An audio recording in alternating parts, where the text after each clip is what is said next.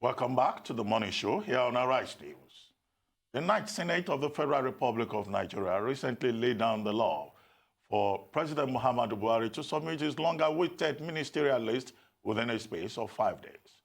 However, it wasn't specified what the penalty would be in the event of failure to comply. The following short package is a question as to whether this ultimatum has set the tone for the Senate's relationship with the executive arm of government for the next 4 years. Say aye. Those against say nay. Dr. Abubakar Bukola Saraki's 8-year stranglehold on the Nigerian Senate came to a crashing halt with his defeat in the 2019 elections. The hugely popular Otoge movement in his native Kwara State in north-central Nigeria made sure of that. This is an extremely special moment for me. I humbly and gratefully accept my election as the President of the Ninth Senate of the Federal Republic of Nigeria. Today, that upper chamber of Nigeria's National Assembly is under the influence and direction of Senator Ahmed Lawan, a man who over time has consciously or unconsciously built up a reputation as the president's man. A couple of months ago, way before the inauguration of the current assembly on June 11, 2019, Senator Ahmed Lawan was widely reported to have given his backing for a limitless term in office of President Muhammadu Buhari if he ever wished to have one. Unfortunately for him, that notion was promptly shut down by his fellow senators before it could ever make its way to the floor of the upper chamber. However, good fortune seemed to be on his side when after 4 long years of being on the periphery as Nigeria's shadow Senate president, Ahmed Lawan realized his ambition eventually, and obviously that of his powerful backers within the ruling All Progressives Congress, and became the main man. But ever since then, his dalliance with President Muhammadu Buhari, while not coming as a surprise to political analysts based on his antecedents, seems to have put everyone on their toes as to where exactly such a seemingly unpopular relationship would eventually take Nigerian democracy. Now, for a further discussion of some of the issues raised in that package that we have just shown, we are now being joined by Senator Dayo Adeyeye, Chairman, Senate Committee on Media and Publicity. Senator Dayo Adeyeye, welcome to the Morning Show. Welcome Good morning. to the Morning Show, sir. Good morning. Thank you for having me. Yes, you're welcome. But quickly, let's go to the heart of the matter.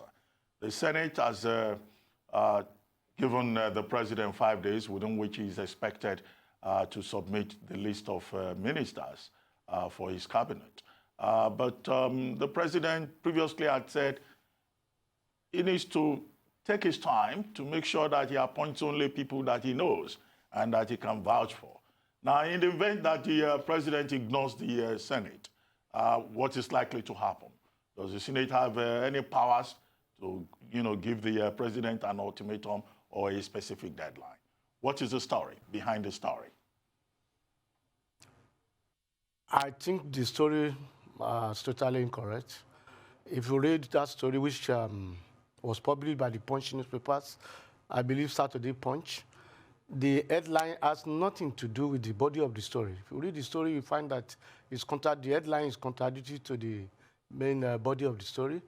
The Senate has no power to give the president any ultimatum on when to submit his list of ministers, and we never issued any ultimatum. As a matter of fact, the reporter asked me this question, and I said, look, we are not putting any pressure on the president. The Constitution does not give us any power to request from the president a list of ministers. The Constitution merely says the president shall lay before the Senate a list of ministers who then will be confirmed by the Senate. That's what the Constitution says. There is no ultimatum, there is no specific time by which the president must submit a list of ministers to the Senate. And at no point in time did anybody in the Senate, neither the Senate president or myself, issue any ultimatum.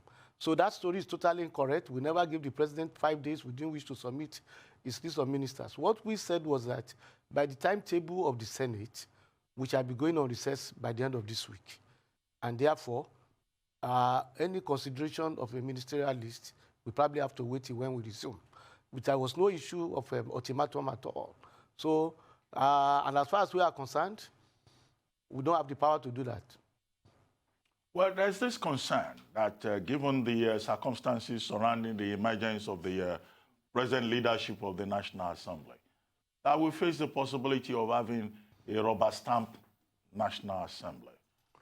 How independent is this, Ninth Assembly, particularly the Senate, whose performance has generated concerns about, independence and, whether it's just a rubber stamp kind of assembly.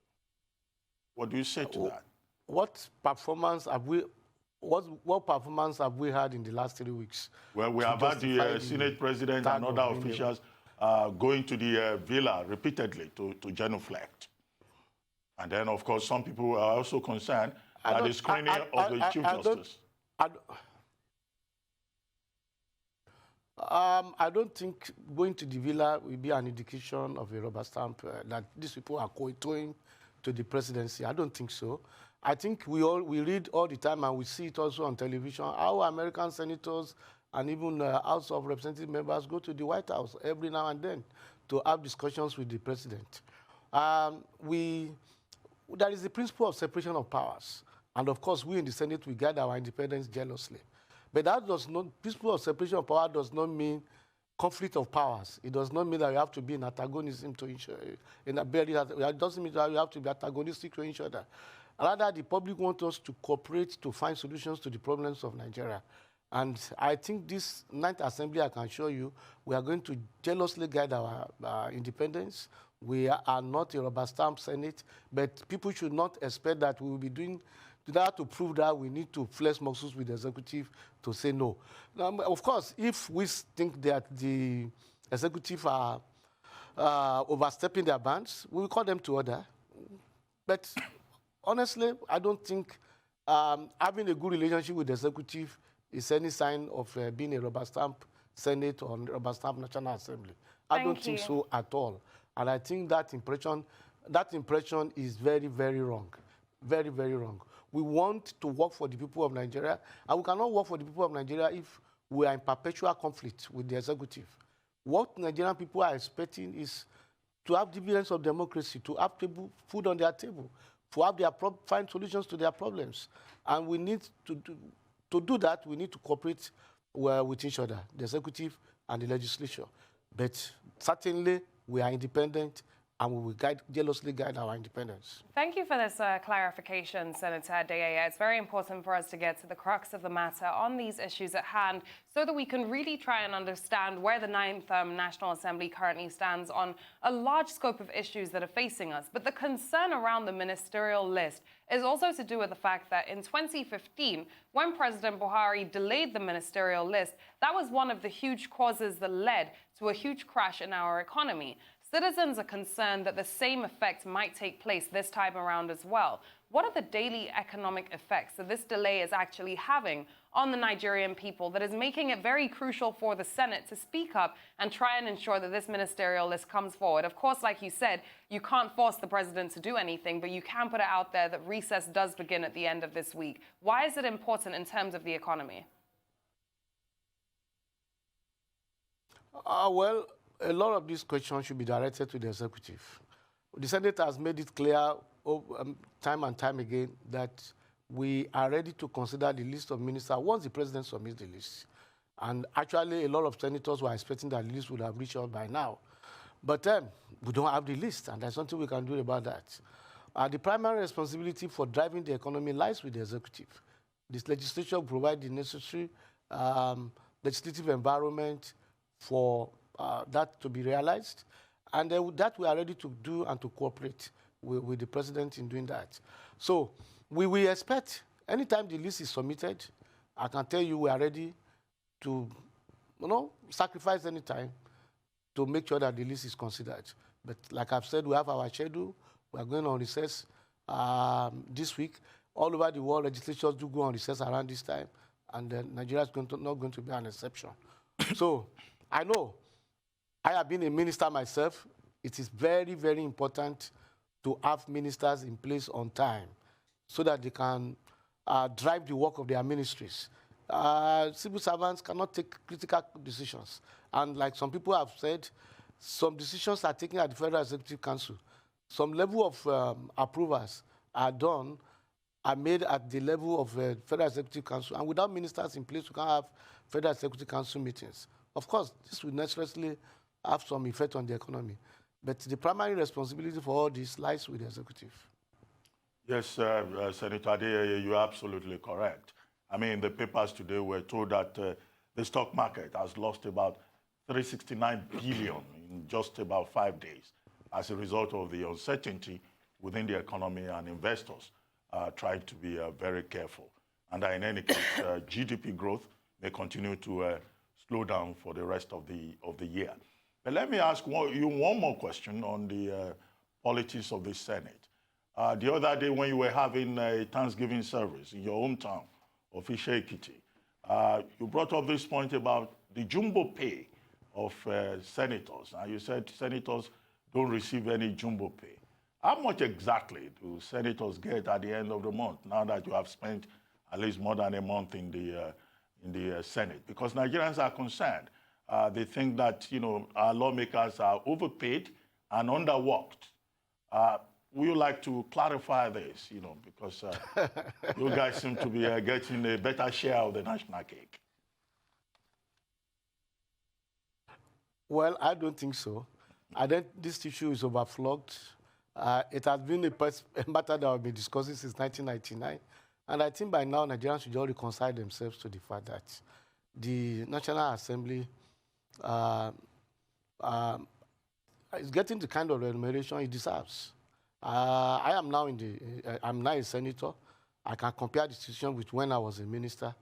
Honestly, I don't think there is anything to suggest that senators or National Assembly members are overpaid.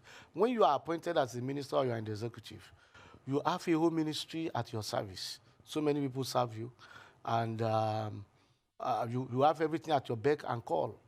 If you are traveling, it's covered by the expenses of the ministry, a lot of things. Now, go to the legislative side. You want legislators, senators to perform to the optimum. And by the way, I don't agree with you that they are overpaid for less work or they are underworked. I don't think so. I think there's a lot of energy. Senator, if you may just hold your thought there. We'll take a short break, and then when we return, you'll help us break down this issue further. We'll just take a short break. Stay tuned to the morning show here on Arise News. Still with us in our Abuja studio is Senator Dayo Adeyeye, the chairman of the Senate Committee on Media and Publicity. Senator Adeyeye, yes, you were talking about, you know, the pay, the salaries of senators, and you had talked about, you know, the circumstances of ministers and how, you know, there is a difference in terms of how senators operate. If you may just continue from where you stopped. Let me even say that I have not received any salary so far. I've been allowances, some allowances have been paid, but I've not received any salary. And so I don't even know for now what is the salary of a senator for now. But I can assure you that the running costs for senators in Nigeria, when you compare it from some of the things I have read and some of the facts that have been given to me, even by the bureaucracy of National Assembly, the running cost of a Nigerian senator will be like less than 10% of that of his counterpart in America. And I don't believe we are doing less work than those people in the United States of America.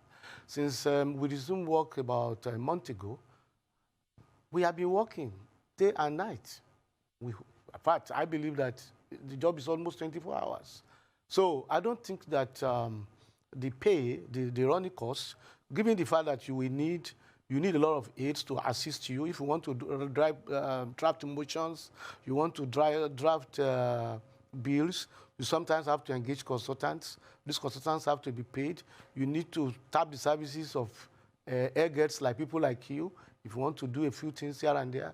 And then there is a lot of pressure on Nigerian senators in Nigeria.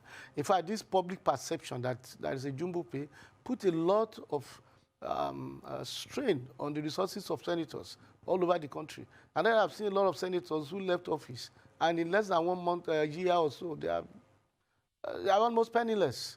That is the reality. I don't think there is, we should just forget this matter is overflowed, and I don't think there is anything we can say or do that will satisfy those who have made up their mind that Nigerian senators are overpaid. I don't agree with that. So I think the matter should just, I want to just rest it. I don't want this matter to keep on repeating it. It has been on for over 20 years. We should just leave it. Okay, thank you, Senator, for your clarification on that. I'd like to bring up a point with regards to an issue that's been happening not just in the Senate, but it's been a very concerning issue for Nigerian people, especially women, ever since Senator Elisha Abo had a video released of him, which of course we've all seen, showing evidence of his abuse towards a woman in a sex toy shop. Now, the Senate's had a committee, a 7-panel committee that has been given or was given 2 weeks by the Senate President to come to a conclusion with regards to Abo. Do we have any updates on this situation? Because it seems to have gone a bit quiet. And as a young woman, and on behalf of young women, it's of serious concern to a lot of Nigerian citizens right now. What is happening with this case? I understand what happened in the courts as per yesterday, but what is happening in the Senate with regards to Senator Elisha Abo? We are expecting, you know, the Senate did the appropriate thing. We took the appropriate step. We set up a committee to investigate the matter. The committee, we are expecting their report. It's possible the committee will lay their report before the Senate this week, and then it will be considered by the Senate. They are doing their work. The time we gave them has not expired, so the report is being expected. But I can assure you that the committee is meeting, and they have extended the invitation to all parties concerned. Before the end of this week, we should have their report, hopefully. I hope so. Yes, but Senator Adeyeye, there are some persons who have said that the Senate didn't need to set up another panel since the matter is already in court. And that, you know, what the Senate is doing in the case of Senator Elisha Abo may amount to a double jeopardy. What do you say to that? No, it's not, it doesn't amount to double jeopardy. The matter in court is a criminal investigation. The Senate is not embarking on any criminal investigation. When the motion came on the floor of the Senate, the motion was actually moved by Senator Ubasani of Kaduna State, and the matter came under privilege. In other words, there are some conduct expected of senators. You don't have to commit a crime. Even merely not dressing well could come under privilege. It could be a matter to be discussed and investigated, for which even a panel can be said, well, why should a senator dress this way or conduct himself in a particular manner? So the matter is there are some behaviors, some standard of conduct that is expected of a senator, and that is what is being investigated. So it's not in conflict with what the police is doing. The police, they are handling a criminal investigation. The Senate is merely looking at the conduct of one of its members. If it is reported, for example, that a senator, it doesn't have to involve act of violence. He was in a buka or a restaurant, he ate in one particular way, he conducted himself in one particular way. It could be a matter to be discussed by fellow colleagues, because we are mindful of the image and the prestige of the Senate. We are very, very mindful of it, and this is what, and if it comes under threat, if that image, if we suspect that that image is being threatened, threatened in any way, it's a matter we can discuss.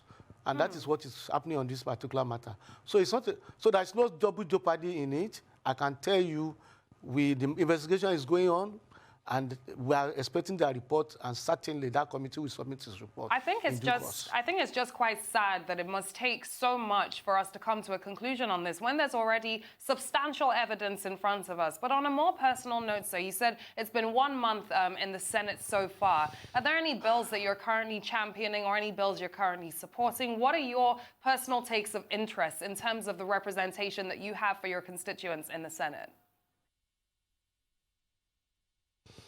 Thank you very much for this particular question. I am very, very concerned about the welfare of Nigerians. My primary interest is how to improve the living standard of Nigerians. I'm very concerned about the issue of education, the falling standard of education in Nigeria, and what we can do to improve that standard.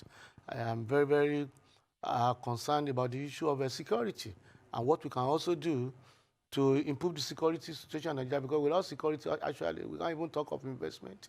We can't even talk of the growth in the economy. You can imagine the amount of money we are now spending on security, money that we could have spent on providing social welfare services to our people. So these are going to be the areas which I'll be focusing on in terms of legislation. And of course, my primary responsibility to my constituents to deliver the dividends of democracy to them in terms of constituency projects, in terms of empowerment of youths and women and all that. Well, So Senator Adeyeye, I have already done out a legislative agenda. Yes. Senator Adeyeye, before we go, yes, you're Yes. the senator representing Ekiti South, right? I'm correct? Yes, but, you know, Yes.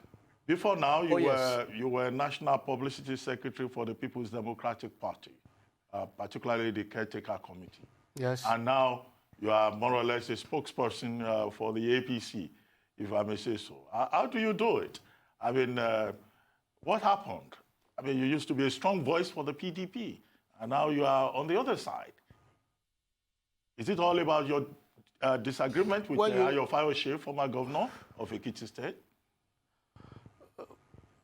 I thought you would go the whole log and tell the whole story about my political history, which is not. You started with ACN, then you moved to the PDP and now APC. You can't start with my being a spokesman for the PDP. You need to start from the days of when I worked as media advisor to MKO Abiola, and we delivered June 12 to Nadeko, to Afenifere, to my being National Public Secretary of Afenifere, my being National Public Secretary of AD. And there was disagreement in AD in 2006. AC was formed. And because of this disagreement and some other things, I left for PDP. Of course, ultimately, I became, like you said, I was a minister and then National Public Secretary of PDP. Now, yeah, I have very fundamental disagreement with Ayo Fayose and the way he was running the party in Ekiti State, and the fact, the way he was running the government and this immense suffering of Ekiti people under his government. And when I saw that the only way, like I said when I was making my move to APC, I said, where parties come and go, but the community, the people, remain the same. Ekiti people will always remain Ekiti people. I cannot change my hometown. I cannot change my state. I cannot come and claim Ogun State now where you come from. You will not agree with me. I'm an Ekiti person, and that's where I will always claim. So I said that the interest of Ekiti people was paramount to me, and that we needed to push out that government by any means. If it means joining another party to do that, so be it. And that's exactly what we did, to push that government out, to make sure that that government fails in the election. And then as a consequence of that, now I am in APC. It has been my original party. The tendency has been my original party. But to correct you, I'm not a spokesperson for APC. They have a National Publicity Secretary. I am a spokesperson for the Senate. I said that in a manner of and speaking. the Senate. Well, thank you very much, Senator for the Senate. And when we talk of the Senate, there are 3 parties represented in the Senate today. Well, thank you very much, PDP, Senator Adeyeye. We have to end the conversation. Thank you very much, Senator. Thank you very much indeed.